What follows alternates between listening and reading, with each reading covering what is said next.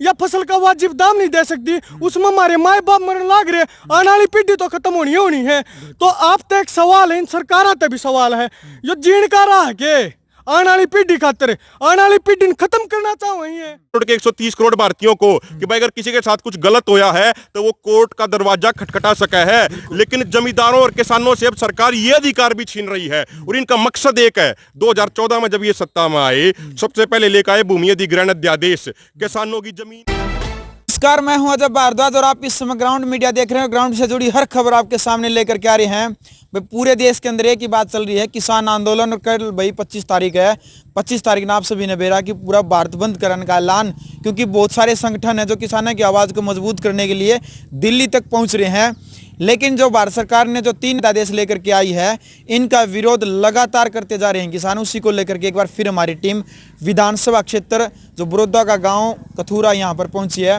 और भाई राष्ट्रीय किसान मजदूर महासंघ के जो इसके युवा इकाई है उसके अध्यक्ष हैं, राष्ट्रीय अध्यक्ष युवा इकाई के और प्रदेश अध्यक्ष हमारे साथ बातचीत कराएंगे। सबसे पहले तो पूछेंगे, ये सरकार का न जो 3 आदेश लागू करे, यहाँ पर इनका समर्थन करो या विरोध करो भाई साहब?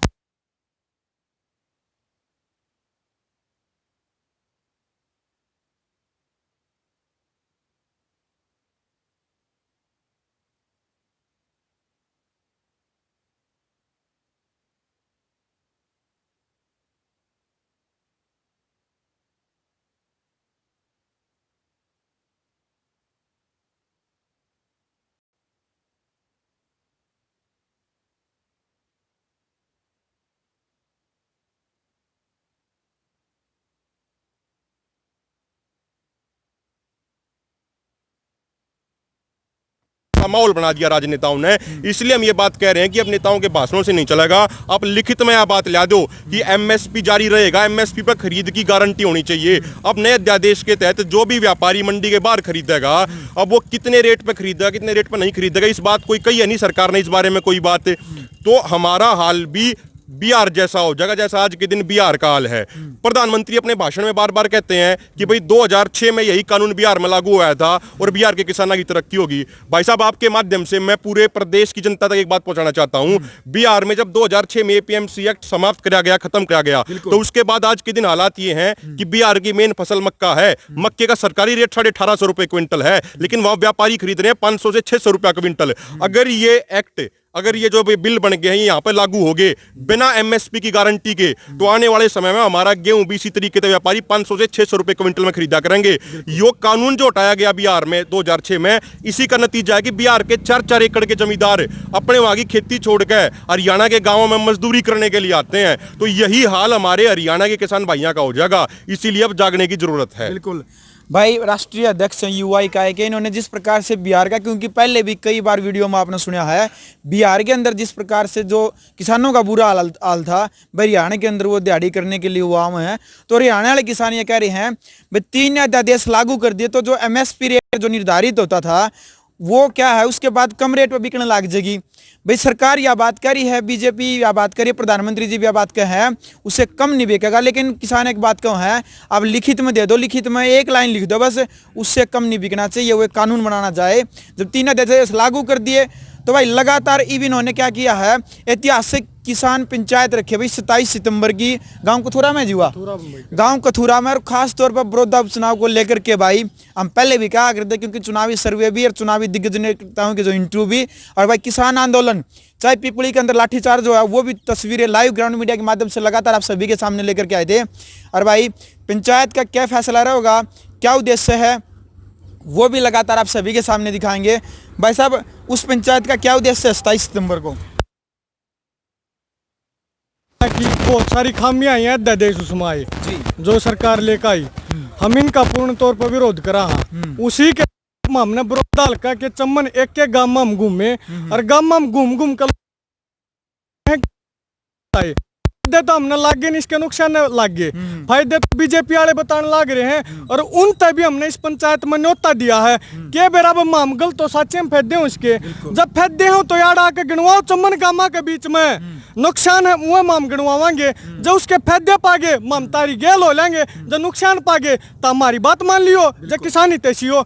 और जड़ती बात है इस पंचायत का क्या उद्देश्य है, इस पंचायत के माध्यम से भाई हम एक एक मैसेज देना चाहूँ, एक संदेश देना चाहूँ पूरे विरोधी हलकत है कि कर इन राजनेताओं तय इनका वोट पड़ेंगे ने, वोट किसी जात पात का मसला पर नहीं पड़ेंगी, इनका वोट किसान किसान बन के गिरेगा, जात पात में बट के नहीं गिरेगा, 2000 के नोट पर नहीं गिरेगा, दारू की बोतल पर नहीं गिरेगा, इनका वोट किसान किसान बन के गिरेगा।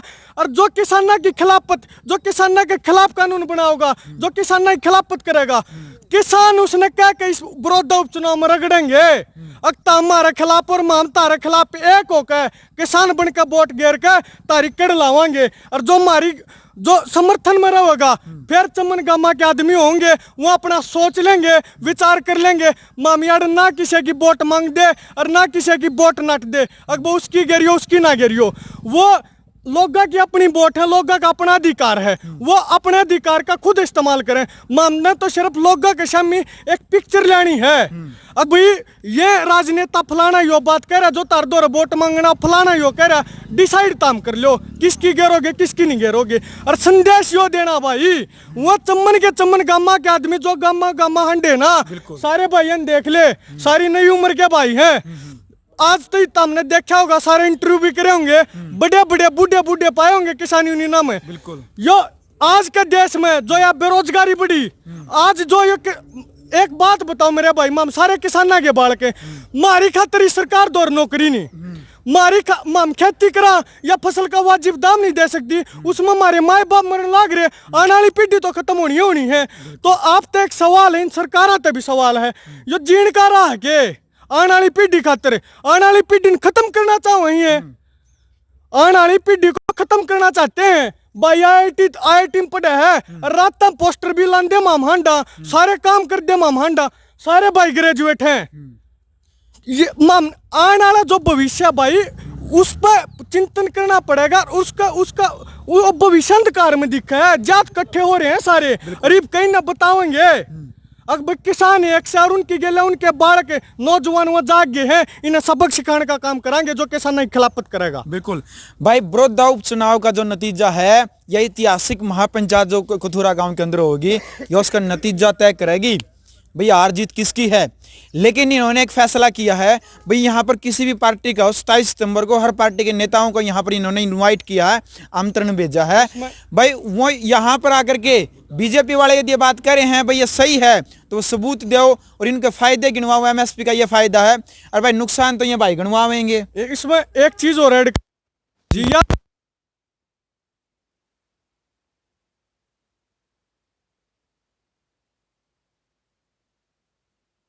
दिखा दे भाई, ये सारे भाई जाग गए हैं, नौजवान जाग गया, किसान जाग गया है। और मैं एक बात कहना चाहूँ, आज तक हमने 1-1.5 महीना हो लिया, आज तक बड़े बड़े आदमी नू नहीं बेरा पटिया पंचायत करा कौन रहा है। आपके माध्यम से बताना चाहूँ, या जो पंचायत करा रहे हैं को बड़ा लीडर नहीं करा रहा, यो जो पान का बीड़ा ठाया, नए बड़कन ठाया, यो इनका सारे बड़कन दिखाओ, इन बड़कन ठाया, जात बेरा कोने पटाइन ने कौन करा रहा है, जात कोई आरोप लगा रहा है, अकबर संघी करा रहे हैं, कोई का बीजेपी वाले करा रहे हैं, कोई करा और कोई करा रहा है भाई साहब ईसा, कोई का कांग्रेस वाले करा रहे, आरोप प्रत्यारोप उनके चल दे रहेंगे। लेकिन आप एक चीज देखो, इन नए बड़कन मिलकर एक बीड़ा ठाया, यो इसने पार ताड़ने का काम करेंगे ये युवा, एक हो गए हैं। और दूसरा भाई साहब मैं एक चीज कहूँ, जब युवा चाल पड़ेगा ना, जब इनकी बड़े बड़े की नहीं बसाओगी, जब एक दिशा तय कर देंगे इनका भाई इस उपचुनाव की। जी भाई साहब, इसमें एक चीज भाई साहब समझने की है भाई, एक कुछ दिन पहले एक वीडियो आई थी संजय भाटिया जी की, जो पहले यहाँ पे प्रभारी भी हुआ करते, उन्होंने एक किसान को फोन करके उसको धमका रहे हैं एक तरीके से कि तेरे को कृषि अध्यादेशों का फायदा नहीं पता, तू कांग्रेसी है, तू और कोई सी पार्टी का, इस तरीके से कह रहे थे, उससे नाम पूछ रहे थे। मैं आपके माध्यम से एक बात खुद आपसे ही पूछना चाहता हूँ, जो पहला जो अध्यादेश है उसका नाम था farmers producer trade and commerce agreement ordinance 2020। ये भाई साहब एक बात बताओ, आप भी ग्रामीण इलाके तो हो, ये बात हमारा 50 साल 60 साल का हमारा जमींदार भाई का याद हो सकेगा इसका नाम है। उनने जब वो नाम नहीं बता पाया तो उसने कांग्रेसी कहने लगे, विपक्षी पार्टियां का एजेंट कहने लगे, उससे फायदे गिनवावे।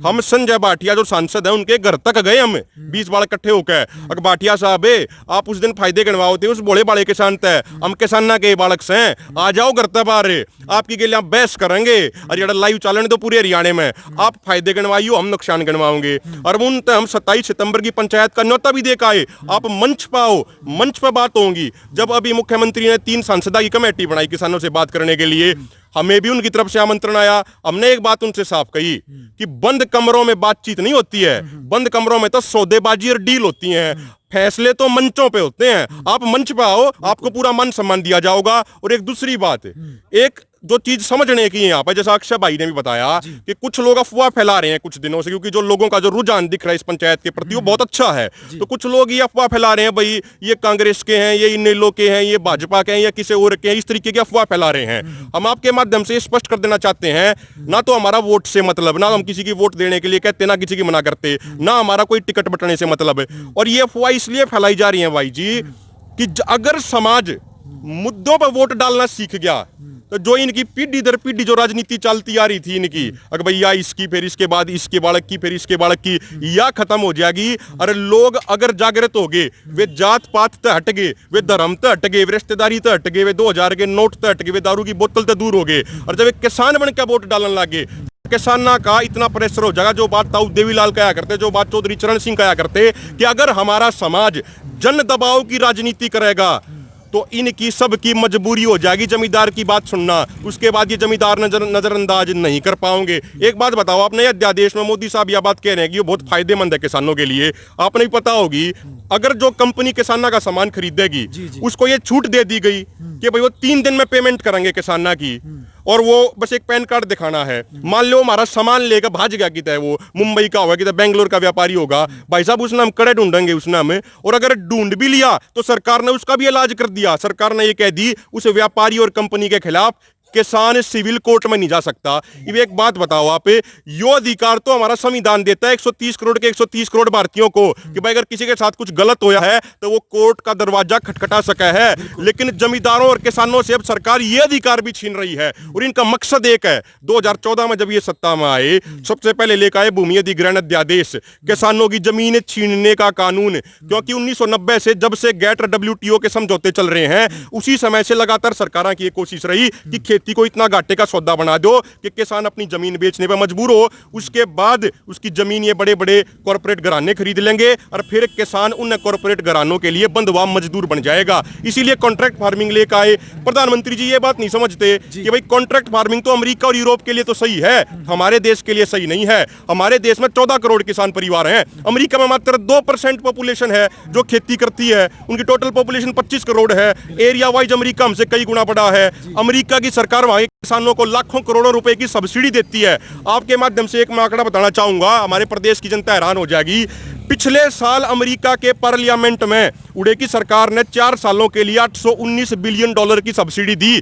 भाइयों, $1 बिलियन में 7,500 करोड़ रुपए हुए हैं, तो $819 बिलियन में कितने लाख करोड़ रुपए हो गए? आप बैठ के कैलकुलेटर में हिसाब ला लियो, कैलकुलेटर की जीरो खत्म हो जाएंगी, उसमें वो हिसाब नहीं लगा पाओगा। उड़े के किसान की आमदनी फसल बेचने से नहीं होती, उड़े की आमदनी सब्सिडी खाने से होती है। उड़े किसान की, हमारे यहाँ पे किसान की आमदनी वह फसल बेचने से होती है। अब मोदी जी ने एक और जुमला छोड़ दिया 2 दिन पहले कि हमने MSP बढ़ा दिया, 24 फसलों का हमने रबी के लिए बढ़ा दिया, खरीफ के लिए बढ़ा दिया। भाई साहब, आप एक वरिष्ठ पत्रकार हो, अपने हरियाणा में गेहूं के अलावा ऐसी कौन सी फसल है जो MSP पे खरीदी जावे है? भाई अभी बाड़ी है, उसकी हार्वेस्टिंग होने लग रही है कपास की, रेट 5500, हमारे 5 किले हैं 3800 3900 4000 रुपए बिकने लग रही है। भाई आप MSP कितना है बढ़ा दो, लेकिन अगर MSP पे खरीद होवे नहीं की तो उस MSP का फायदा के। इसीलिए हम यह बात कहें, अंत में एक बात कहना चाहूंगा, MSP पे खरीद की गारंटी का कानून बनाओ। अगर कोई व्यापारी, कोई व्यक्ति किसान की फसल ने MSP तक कम पे खरीदेगा तो उस व्यापारी के खिलाफ आपराधिक मामला दर्ज करके उसको जेल में डाला जाएगा। ये हमारी मांग। बिल्कुल।